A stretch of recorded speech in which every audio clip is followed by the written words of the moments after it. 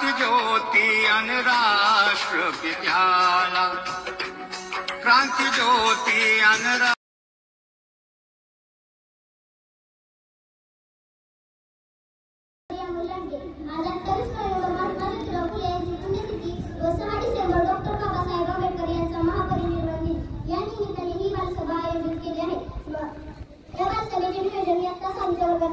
माझा वर्ग मित्र कृष्ण याने या वर्षाचे अध्यक्षस्थान स्वीकारावे अशी मी वर्गाच्या वतीने त्याला विनंती करते.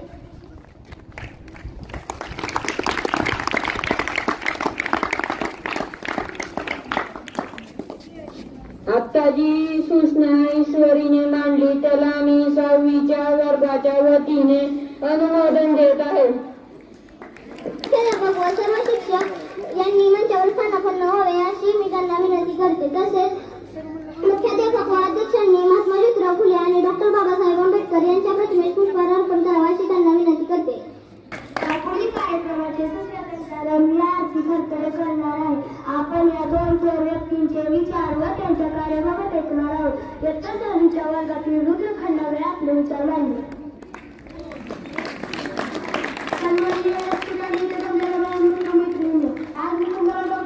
आज मी तुम्हाला महात्मा फुले यांच्या कार्याबद्दल माहिती सांगणार आहे. ते तुम्ही शांत चित्ताने ऐकून घ्यावे. मुलींसाठी शाळा सुरू करताना महात्मा फुले यांना तर एक प्रश्न करायला लागले तरी ते आपल्या विचारांमध्ये म्हटले नाही. त्यांच्या या प्रयत्नांमुळे आज मुलींसाठी शिक्षणाचे दरवाजे खुले झाले आहेत आणि मुली शिक्षक होऊन आपल्या कुटुंबाबरोबर देशाच्या विकासाला अभिवादन करून मित्र यानंतर इयत्ता 6वीच्या वर्गातील ऋतुजा सप्रे आपले विचार मांडले.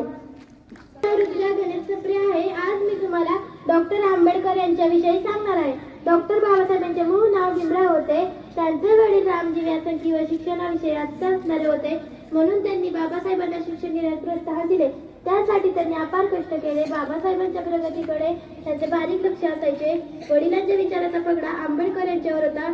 डॉक्टर बाबासाहेबांचे सर्वात जवळचे मित्र म्हणजे पुस्तके. ते पुस्तकात खूप रमायचे. वाचनामुळे त्यांना मनात चिंतन करण्याची सवय झाली. कुशाग्र बुद्धिमत्ता आणि उत्तुंग अखंड वाचन यामुळे ते आपल्या भारतीय राज्यघटनेचे शिल्पकार झाले.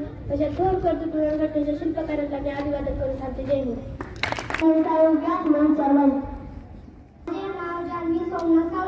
मी आज तुम्हाला डॉक्टर बाबासाहेब आंबेडकर व महात्मा ज्योतिराव फुले यांच्या कार्याबद्दल 2-3 शब्द सांगणार आहे. ते तुम्ही शांततेने ऐकून घ्यावे अशी माझी नम्रपूर्वक विनंती. महात्मा ज्योतिराव फुले यांना महात्मा म्हणायचे कारण त्यांनी समाजासाठी देशासाठी प्रचंड कार्य केले. सत्यशोधक समाजाची स्थापना केली. विधवांना प्रोत्साहन दिले. अनाथालय काढली. सर्वांनी शिकावे या तळमळीने अहोरात्र घातले. डॉक्टर बाबासाहेब आंबेडकर यांनी शिक्षणाचे महत्त्व ओळखून मिलिंद व सिद्धार्थ कॉलेजची स्थापना केली. वसतिगृहे निर्माण करून विद्यार्थ्यांची राहण्याची सोय केली. पुस्तकांसारखा दुसरा मित्र नाही असा त्यांनी आपल्याला संदेश दिला. डॉक्टर बाबासाहेब आंबेडकर यांना भारतीय राज्यघटनेचे शिल्पकार म्हणून होते. अशा या दोन व्यक्ती आपल्यासाठी दीपस्तंभ आहे. त्यांना अभिवादन करून माझी संस्कृती समोर धन्यवाद. आजच्या कार्यक्रमाच्या अध्यक्षांना विनंती करतो की त्यांनी आपले विचार मांडले. मित्रांनो, मला अध्यक्षपद दिल्याबद्दल सर्वप्रथम मी आपल्याला धन्यवाद देतो.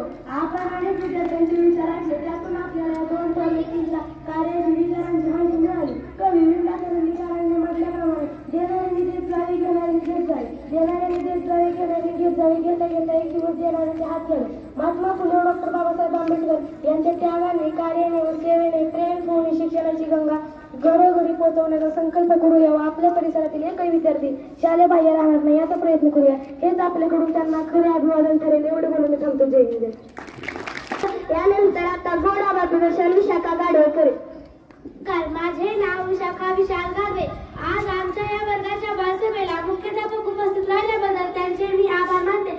तसेच आमच्या विषय शिक्षकांनी आम्हाला मोलाचे मार्गदर्शन केले. तसेच हा कार्यक्रम पार पाडण्यासाठी शाळेचे शिपाई काका व सेविका मावशींनी आम्हाला कामात खूप मदत केली. त्यामुळेच आम्ही सर्व घाट सजावट मंच व्यवस्था मुलांची बैठक व्यवस्था करू शकलो. त्याबद्दल त्यांचेही आभार मानते. आरतीने छान सूत्रसंचालन केले. सक्षमने ध्वनी व्यवस्था केली. या सभागृहात बाबासाहेब आंबेडकर यांच्या जीवनचरित्रावरील प्रसंगचित्र रेखाटली दिसत आहे. ही प्रसंगचित्रे तनुजा, प्रांजली व दिव्या यांनी रेखाटली आहे. यामुळे वातावरण